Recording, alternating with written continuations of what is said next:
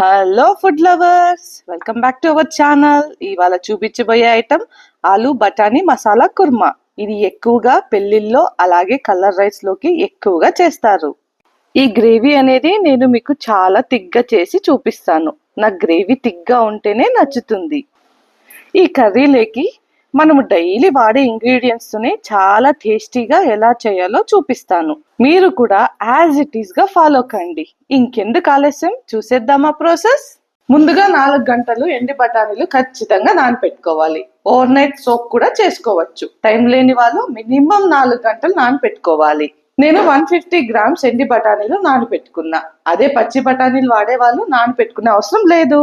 ఇప్పుడు స్టవ్ మీద కుక్కర్ పెట్టుకొని 1/4 లీటర్ వాటర్ పోసుకొని ఒక 2 మీడియం సైజ్ పొటాటోస్ కుక్కర్ లో వేసి ఉడకపెట్టుకోవాలి. నేను వాడుతున్న పొటాటో చిన్న సైజ్ లో ఉన్నాయి కాబట్టి అందుకే 3 వాడుతున్నా. అలాగే కొద్దిగా కల్లుప్పు వేస్తున్నా. ఇప్పుడు మూత పెట్టేసి 2 విజిల్ వచ్చేదాకా చూసుకోండి. 10 నిమిషాల తర్వాత ఆవిరి వెళ్ళిపోయాక కుక్కర్ ఓపెన్ చేసి ఆలూని సైడ్కి పెట్టి చల్లార్చుకోవాలి.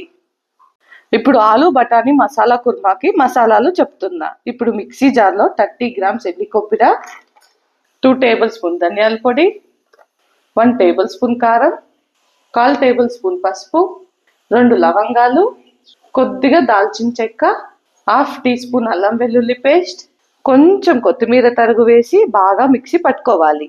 చూడండి, కొద్దిగా వాటర్ వేసుకొని ఫైన్ పేస్ట్ గా రెడీ చేసుకున్నా. 10 నిమిషాల తర్వాత ఆవిరి వెళ్ళిపోయాక కుక్కర్ ఓపెన్ చేసి ఆలూని సైడ్కి పెట్టి చల్లార్చుకోండి. సేమ్ కుక్కర్లో 3 టేబుల్ స్పూన్ ఆయిల్ వేసుకోవాలి.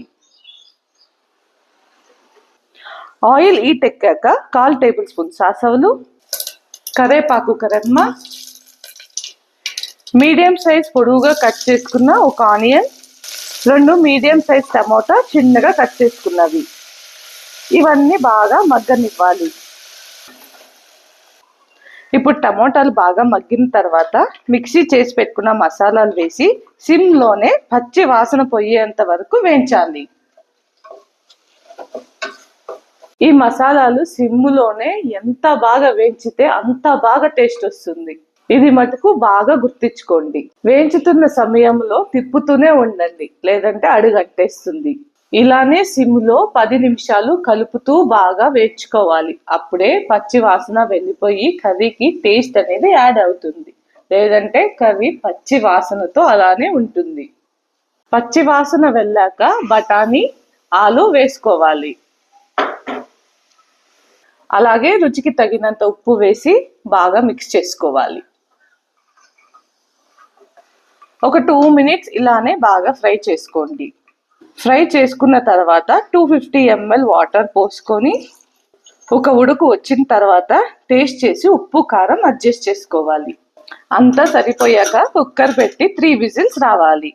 3 విజిల్స్ వచ్చాక స్టవ్ ఆఫ్ చేసి ప్రెషర్ వెళ్ళిపోయాక కుక్కర్ మూత ఓపెన్ చేయండి. అంతే అండి, చూసారా, ఆలు బఠానీ మసాలా కుర్మా రెడీ. ఎంత తిగ్గా వచ్చిందో. అలాగే ఈ కర్రీ చల్లగా అయ్యాక ఇంకొంచెం గట్టి పడుతుంది. ఈ వీడియో మీకు నచ్చినట్టయితే ప్లీజ్ సబ్స్క్రైబ్ చేసుకోండి. అలాగే లైక్, షేర్ కూడా చేయండి. మరొక అద్భుతమైన వీడియోతో మీ ముందుకు వస్తాను. బాయ్.